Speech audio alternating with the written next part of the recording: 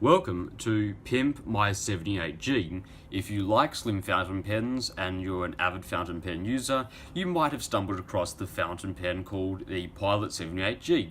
It's a pretty slim fountain pen and it's pretty reasonably priced. The only downside is it's a bit shit. So what I've gone and done is taken this pen to the next level with this, the Waterman Hemisphere.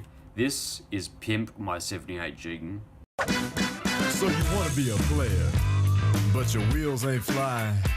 You gotta hit us up to get a pimped out ride. You've got to pimp my ride. Wow, that was terrible. I'll be sure to have the person who thought of that intro fired. Now, let's get on to the review. This is a pen, as I said before, a pen that you'll probably enjoy if you like really slim fountain pens, if you're just transitioning from using, say, ballpoint pens with small grips. You might like this pen because it is super duper slim. Now, bit of a disclaimer before I get into this video. This is a relatively new pen that I've just gotten. Normally on this channel, I usually have the pens for at least 4 months before I talk about them, but in fact all the pens that I've had for at least 4 months, but this is a relatively new addition to the collection. I got this for Christmas. It was given to me as a gift by my girlfriend, and I really got to say that as a gift, it is a really good decision that she got me this pen, because this pen is really oriented to be given as a gift, because it comes in a really nice Waterman box, and aesthetically it is really, really good. So if you're thinking of getting someone a fountain pen as a gift, this is probably a really good bet.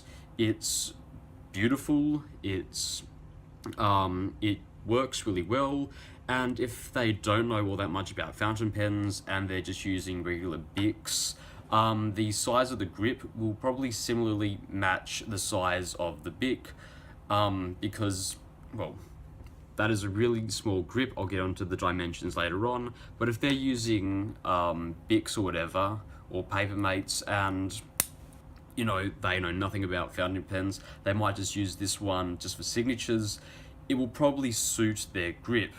Now, yes, it is what I call a gift pen, but if you're buying this in store and you're buying this for a gift or just buying it in general, be sure to check if your pen comes with a converter, because this pen, for me, when I received it, it did not have a converter, and even more annoyingly, it didn't even have a cartridge which I could put in. A lot of pens, even if they don't have converters, would usually come with a cartridge.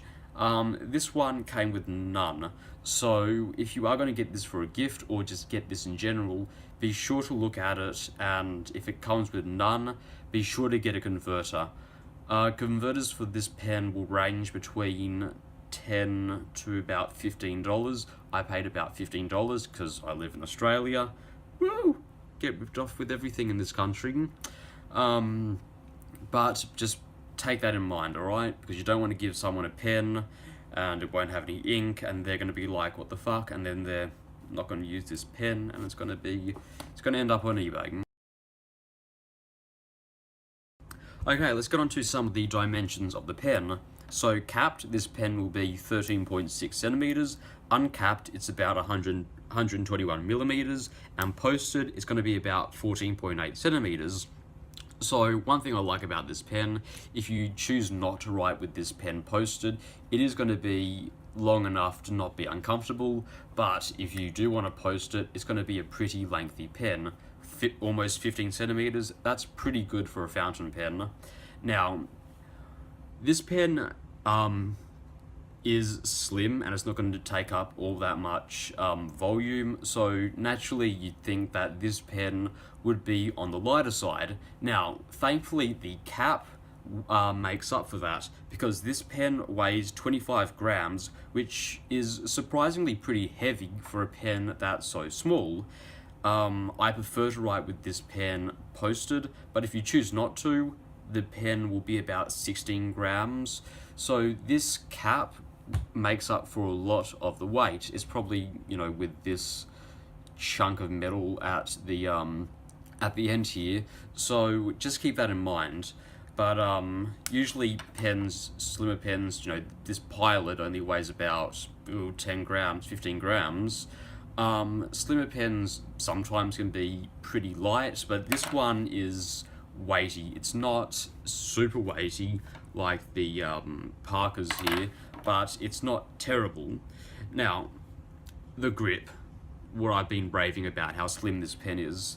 At its thickest point, this pen is only about 12 millimeters in diameter, which is pretty damn slim, and the grip at its thinnest, around about here, at its thinnest, it's only about 8.5 millimeters, which is beautiful.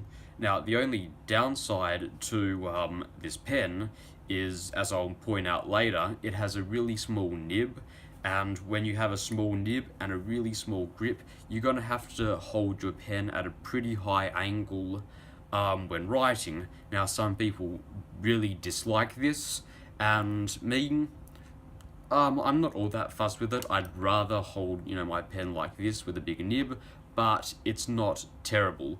The only thing that I would warn is that if you do tend to hold your pens further back so you can have a more relaxed grip, the feed, the way it's shaped and the way that because the nib is really small, you might be in danger of rubbing the feed on the paper, which would be pretty damn annoying. Now, looking at the body, this is a pretty nice body. It has a black lacquered surface, which is really nice, especially if you're giving this pen to someone as a gift, and they're gonna open it and they're gonna be like, ooh, shiny, because it's gonna have gold, it's gonna have black. It's pretty beautiful. The only downside is it's gonna be very slippery, and it's gonna pick up oils from your hands. This grip does get pretty slippery after riding with it for a while, especially here, it's summer, and it does get pretty goddamn slippery after a while, as well as that, where you hold the, where the pen rests, and as well as here, it's going to pick up a bajillion finger marks, as well as human grease, human slime, all that disgusting stuff, and you're going to get a billion fingerprints. That's good if you're in the crime squad getting fingerprints, but it's not good if you have a pen. So even before doing this, I had to clean off the pen just so it wouldn't show up, a bajillion finger marks. Looking at the thread, if you take the end off, the threads, they're all right. They're just on all right. I wouldn't trust myself sitting on this pen because it might break, which has happened to other pens that I've had. I wouldn't trust it, but it's just, it's just on there. And converter, I had to buy that after, as I said before. It's a nice converter, holds a decent amount of ink. The only thing that's annoying is it has no agitator in it, so if there's any ink that gets stuck at the top, you're really going to have to flick it to get the ink down. Alright then, let's talk about the nib. Now, you are going to get a stainless steel nib. Now, the reason for that is you're going to be paying about $130 for it, which is just under the threshold that you would need to pay if you wanted to get a 14 karat gold nib. If you wanted a pen such as the Platinum 3776, Pilot Custom 74, you're going to be paying at least $170 for that. This is just under that, so you will be getting stainless steel. Yes, it is gold-plated stainless steel, but don't let that fool you. Let that fool everyone else. If anyone asks, if they say, is it gold? Yes, it is. Yeah, anyone that knows about fountain pens won't be fooled, but everyone else will. So, this is a stainless steel nib. It is a medium nib, but the size of this nib is far from medium. This is actually a pretty damn small nib. It's smaller than the standard Pilot nib, and if anyone is able to compare that to other nibs, you'll know that those are very small nibs. This is only about 16 millimeters long, so just gouge that for length. It's going to be really small, and as well, because of that, and because you have such a thin grip, you're going to be forced to ride at a really high angle. Now, if you are transitioning from ballpoints, or if you just like, or if you're alright with riding with ballpoints at a high angle, you should be alright. Me, yes, I can hold this at high angles because, well, I rode with the ballpoints for so long, I don't mind. Yes, I would much rather have a more relaxed grip, but this doesn't fuss me at all. Now, something that you should know, though, is that this nib is probably one of the stiffest nibs that I have. It's as hard as nails, and that can probably be attributed to the alloy of the stainless steel, and as well as that, there's no breather hole in the pen to relieve stress. It's the same in the Parker 51, I believe, and it's also the same in the Hero 616. There's no breather hole, and because of that, it's going to be a pretty damn hard nib. Now, that's not a bad thing, because to counteract that, the nib is super damn smooth, and because it's so smooth, it glides over the paper, and when you put all that together, it allows you to write fast. And I really mean it allows you to write pretty goddamn fast. And in an exam, that's probably something that you want to look out for. And I'm probably looking forward to using this in an exam. Now, one thing that will be attributed to having a stiff nib is no line variation, of course, but something that is good about that is there's no possibility for railroading or anything stupid like that. So there's 0% chance of railroading in this pen, and even if you tried, you'd get nothing. If you really push so hard to get railroading, I'm afraid you'd probably just bend the nib. Something that I would like to talk about is the feed in this pen. It's a really goddamn nice feed. I've been using this pretty much every day for almost a month, maybe half month, a bit more than that, and in that time, no hard starts, it doesn't run dry, and it doesn't run dry when you're writing, and it's probably due to the feed, which is, well, it's a very wet feed, and that's something that you'd want if this was a fine nib or a medium nib.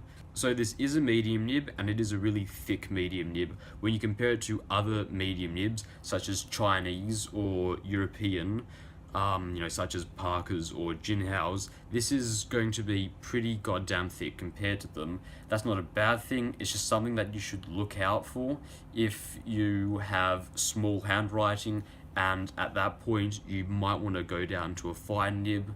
And if you do choose the fine nib, it will probably be a good decision because of how wet this feed is. It's probably going to be a pretty nice pen. And the last thing I want to finish off on is reverse writing is smooth as hell. Okay, so what do I like about it?